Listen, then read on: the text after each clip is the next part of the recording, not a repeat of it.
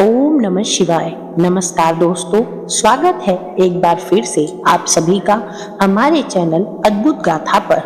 दोस्तों, आज हम भगवान शिव के तीसरे अवतार नंदी अवतार की कथा का श्रवण करेंगे।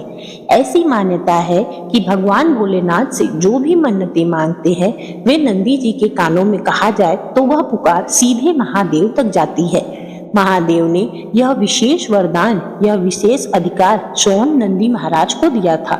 तो ऐसे में हमें इस विशेष कथा को अवश्य सुनना चाहिए। भगवान भोलेनाथ ने कहा था कि हे नंदी, तुम जहाँ रहोगे मैं सदा वहीं रहूंगा। कथा में, गाथा में, दरवाजे पर, मंदिर में, भक्तों के हृदय में। तो दोस्तों, आइए नंदी जी को अपने हृदय में बसाते हैं और महादेव की भक्ति में विलीन हो जाते हैं। वहाँ नंदी महाराज भोलेनाथ के सबसे प्रिय भक्त हैं तथा गढ़ भी हैं। इसलिए आपसे विनती है कि आज की इस कथा को पूरा अंत तक सुनिएगा। यदि आप भगवान भोलेनाथ के भक्त हैं तो आपको नंदी महाराज का सम्मान अवश्य करना चाहिए। इसलिए इस कथा को बीच में ही छोड़कर जाने की भूल मत करिएगा। इस कथा को पूरा सुनिएगा। नंदी महाराज को सादर प्रणाम करते हुए आइए सुनते हैं आज की पवित्र पावन कथा और साथ ही नंदी महाराज से प्रार्थना करते हैं कि हे नंदी महाराज, हम सबके जीवन में सुख शांति बनी रहे, जीवन से सभी संकट दूर हो जाएं और भगवान शिव का हमें आशीर्वाद प्राप्त हो। इससे पहले यदि आपने हमारे चैनल अद्भुत गाथा को अब तक सब्सक्राइब नहीं किया है तो कृपया सब्सक्राइब कर लीजिए, लाइक करिए, शेयर करिए और हाँ, सामने बने बेल के आइकन को दबाना मत भूलिएगा। आपका यह छोटा सा प्रयास हमारे लिए बहुत महत्व रखता है। तो चलिए सुनते हैं आज की कथा। पौराणिक कथाओं के अनुसार पुरातन काल में एक शिलाद नाम के ऋषि हुए जो कि पूर्ण रूप से प्रभु की पूजा में लीन रहते थे। उन्होंने प्रण कर रखा था कि वे कभी भी विवाह नहीं करेंगे, आजीवन ब्रह्मचर्य रहेंगे और भगवान भोलेनाथ, भगवान शिव की स्तुति करेंगे, उनकी भक्ति में अपना जीवन व्यतीत करेंगे। ऐसे में एक समय की बात है, महाराज इंद्र ने एक बहुत ही बड़ा भव्य यज्ञ का आयोजन किया। उस यज्ञ में उन्होंने समस्त ऋषियों को बुलाया किंतु शिलाद ऋषि को नहीं बुलाया। यह समाचार सुनकर शिलाद ऋषि इंद्रलोक गए। इंद्रलोक के द्वार पर ही उन्हें रोक दिया गया। यह देखकर वे बड़े क्रोधित हुए। उन्होंने इसका कारण पूछा। तब इंद्रलोक में इंद्र देवता ने कहा, हे शिलाद ऋषि, आप इंद्रलोक में प्रवेश नहीं कर सकते। इससे पहले कि शिलाद ऋषि इंद्रदेव की पूरी बातें सुनते, उन्हें अत्यंत क्रोध आया और वे वहां से उसी क्षण तुरंत पूरा लौट आए। बिना बातों को सुने ही वे अपने आप को अपमानित महसूस करने लगे। उन्होंने अपने तपोबल से पृथ्वी पर अथाह गर्मी उत्पन्न कर ली। तो उन्हें शांत कराने के लिए विश्वामित्र उनके समक्ष प्रस्तुत हुए। उन्होंने कहा, हे ऋषि, आप व्यर्थ में ही इतना क्रोध कर रहे हैं। महाराज इंद्र ने आपका कोई भी अपमान नहीं किया। वास्तव में बात यह है कि आपकी एक भी संतान न होने की वजह से आपके पितरों में अशांति है। उन्हें बड़ा दुख है कि उनका तर्पण कैसे होगा, इसलिए आपको इंद्रलोक में स्थान नहीं दिया गया और गृहस्थ जीवन में वापस आने का निवेदन किया। हालांकि वह नहीं माने, लेकिन उन्होंने जन्म मृत्यु से परे संतान की प्राप्ति के लिए देवराज इंद्र की पूजा की। इंद्र प्रसन्न हुए, लेकिन ऐसी संतान का आशीर्वाद देने में उन्होंने असमर्थता जाहिर की। तब इंद्र की सलाह से शिलाद ऋषि ने संतान प्राप्ति के लिए भगवान शिव की पूजा आरंभ की। उनके कठोर तप से शिव जी अत्यंत प्रसन्न हुए और वे कैलाश पर्वत छोड़कर तुरंत शिलाद मुनि के पास पहुंचे। उन्होंने उनके लिए एक बेल पत्र का पेड़ लगा दिया जो कि उन्हें सदा छांव देता रहे। धीरे धीरे करके शिलाद मुनि का तप और भी अखंड होता गया, जिससे भगवान शिव अत्यंत प्रसन्न हुए। वे उनके सामने प्रकट हुए। उन्होंने कहा, हे मुनि, अपनी आंखें खोलिए। जब शिलाद मुनि ने उनके सामने आंखें खोली तो वे आनंद से भाव विभोर होकर भगवान शिव की आराधना करने लगे, उनकी स्तुति गाने लगे। भगवान शिव ने कहा, हे मुनि, आपके इस तप से मैं अत्यंत प्रसन्न हूँ। आपको क्या चाहिए? आप वर मांगिए। लेकिन शिलाद मुनि भगवान भोलेनाथ को अपने सम्मुख देखकर अपने वर को ही भूल गए। उन्हें क्या मांगना था, इस बात का उन्हें तनिक भी स्मरण नहीं रहा। उन्होंने कहा, हे भोलेनाथ, मैं तो अपने वर को ही भूल गया हूँ। मुझे तो कुछ याद ही नहीं कि मुझे मांगना क्या है। भगवान शिव ने कहा, हे मुनिश्रेष्ठ, आप याद करिए और आप मांगिए आपको क्या चाहिए।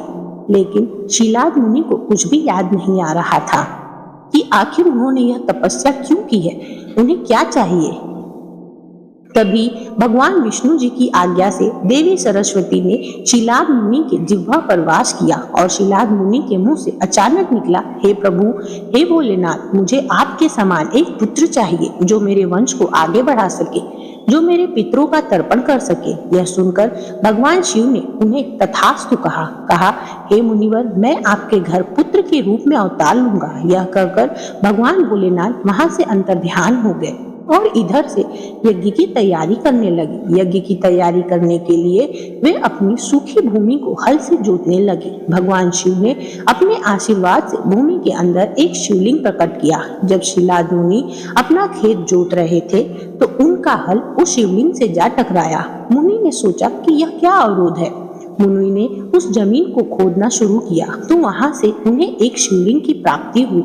उन्होंने जैसे ही शिवलिंग को निकाला और अपने हाथों में लिया, वह शिवलिंग वहां से गायब होकर उनके समक्ष स्वयं भगवान भोलेनाथ के रूप में प्रकट हो गए।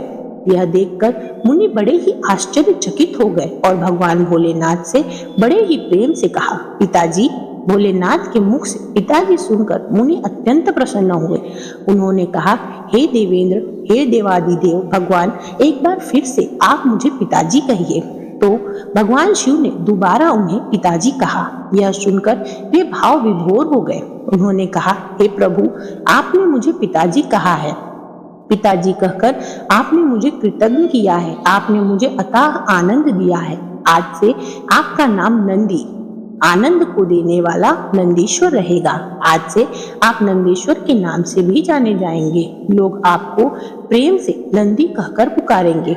शीलाद मुनि के वचनों को सुनकर भगवान शिव तुरंत तत्पश्चात एक बालक के रूप में परिवर्तित हो गए और शीलाद मुनि के साथ उनके घर को चले गए।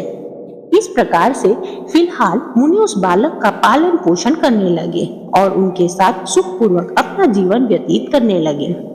शीलाद मुनि ने उन्हें 5 वर्ष की आयु में ही सभी गुणों से संपन्न कर दिया। उन्हें सभी वेदों का ज्ञान कराया।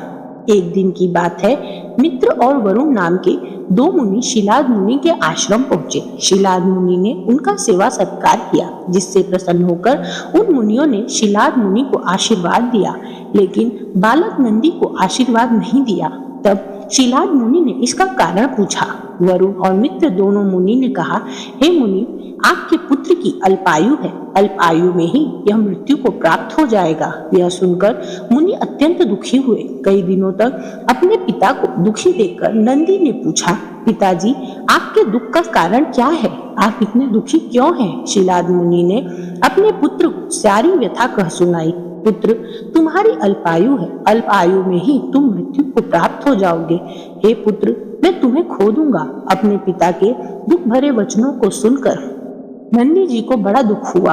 नंदी जी ने अपने पिता से कहा, हे पिताजी, आप चिंता ना करें, आप इस प्रकार दुखी ना हो। मैं भगवान शिव से आराधना करके अपनी लंबी उम्र का वरदान मांगूंगा। यह कहकर नंदी जी वन में चले गए और महादेव की पूजा अर्चना करने लगे।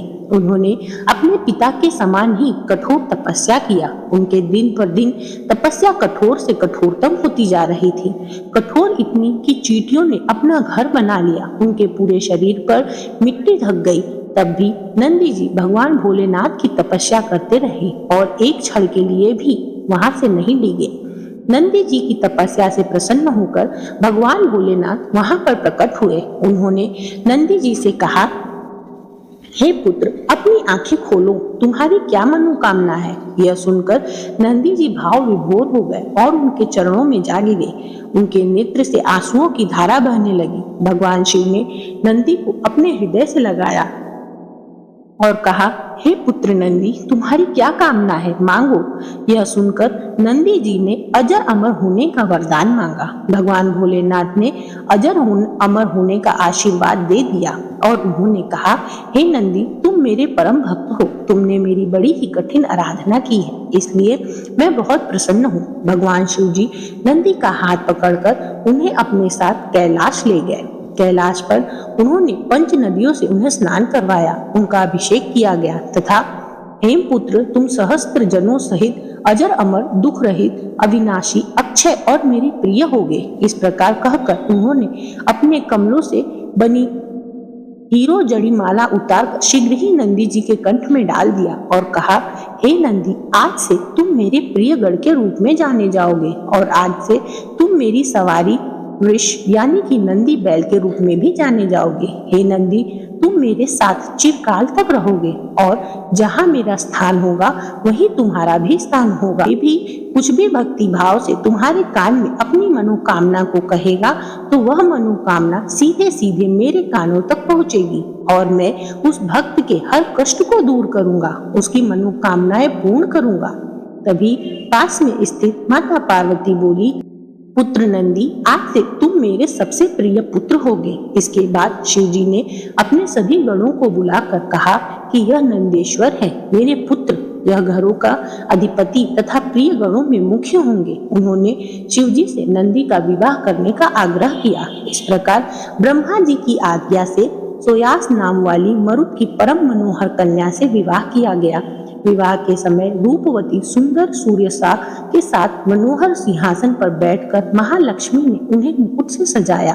देवी लक्ष्मी ने उन्हें कंठ का हार दिया। श्वेत ऋषभ, हाथी सिंह की ध्वजा, स्वस्थ धरा का हार नंदी जी को उपहार में प्राप्त हुआ। विवाह के पश्चात ब्रह्मा जी विष्णु जी के चरण कमलों में दोनों ने नमस्कार किया। नंदी भगवान शिव जी के चरणों में नमस्कार किए। भगवान शंकर को अत्यंत प्रसन्नता हुई और उन्होंने कहा, हे नंदी, तुम जहाँ रहोगे मैं वहीं रहूंगा। इस प्रकार कहकर शिव जी ने उमा सहित कैलाश को चले गए।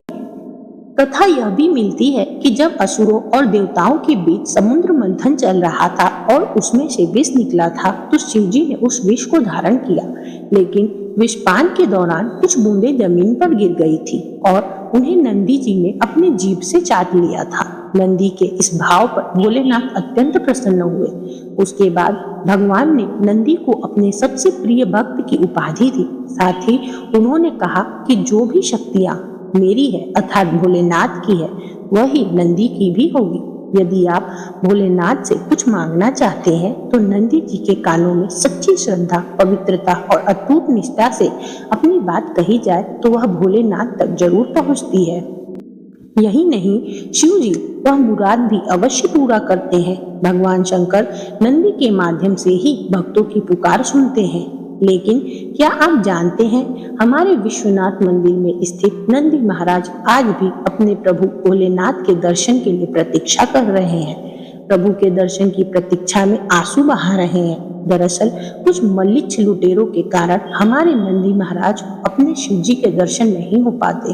काशी विश्वनाथ के प्रांगण में स्थित नंदी जी का मुख जिस ओर है, ठीक उसी के सामने कभी काशी विश्वनाथ बाबा का मुख्य स्थान था, लेकिन अब वह आक्रांताओं के भेंट चढ़ गया।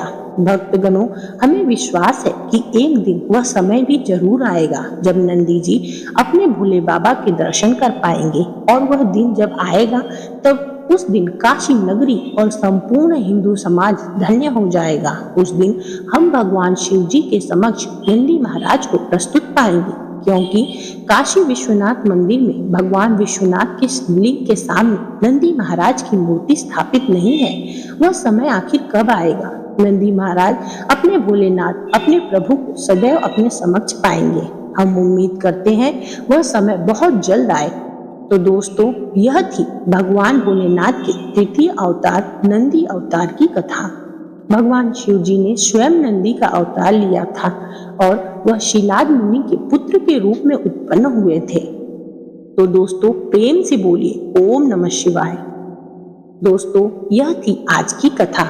यदि इस कथा को कहते हुए मुझसे कोई त्रुटि हो गई हो तो मैं आप सभी से हाथ जोड़कर क्षमा प्रार्थी हूँ।